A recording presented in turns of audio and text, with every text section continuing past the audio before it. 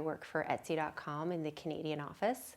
And so retail marketing means something very different to us than it would for, say, a traditional brick and mortar store.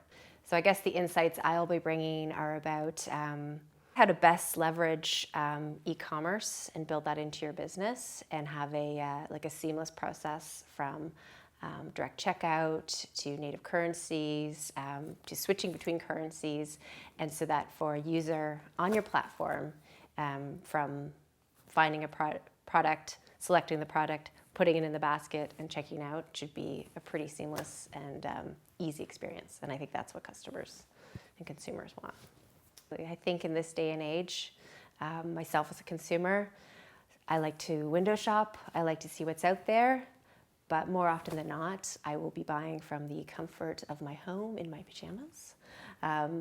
Maybe it's just because I'm thinking about it, or I'm taking a break from work and I don't have time to go to the mall, but I certainly have time to click on a website. And so I think companies that don't have an e-commerce platform are probably missing out on a huge customer base. Recently, the biggest impact to our business is a shift away from traditional media into digital media. So recently, Etsy has been investing in Facebook campaigns. And this is a very, very targeted, very selective group of people that we are reaching out with our message. It used to be, with traditional advertising, you would buy a 30-second commercial or an advertisement in a magazine or newspaper.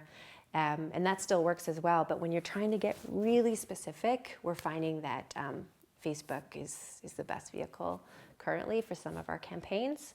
Who knows what the next big thing will be, but it's been very exciting and interesting and learning to wrap our heads around this new type of advertising. I think it's definitely a learning curve, but once you figure it out and align yourself with a partner, it can be somewhat seamless.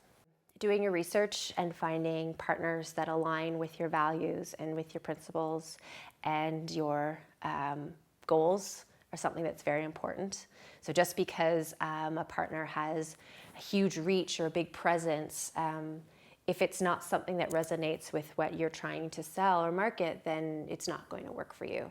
So do your research, sit down with a person and try and see if there's a way that you can come to some shared goals. We've tried so many different things. We've tried a lot of offline events, so partnering with high foot traffic existing events and bringing an Etsy marketplace and bringing local artists to these events. We found that they were very successful, but at the same time, the Canadian dollar started depreciating, and so there was a new set of challenges that we didn't predict.